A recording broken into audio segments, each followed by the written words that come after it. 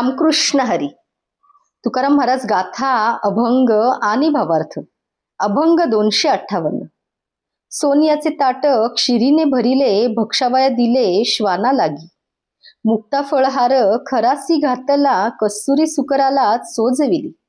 वेदपरायण बधिरा सांगे ज्ञान, तयाची ते खून काय जाणे.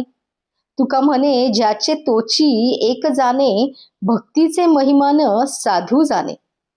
या अभंगाचा अर्थ असा आहे की सोन्याचे ताट खिरीने भरून ते कुत्र्यापुढे ठेवले तर त्याला त्याचा काय उपयोग. त्याला त्याची काही चवच नाही. गाढवाला मोत्यांचा हार घातला किंवा डुकराला कस्तुरीने माखले तर काही उपयोग आहे काय.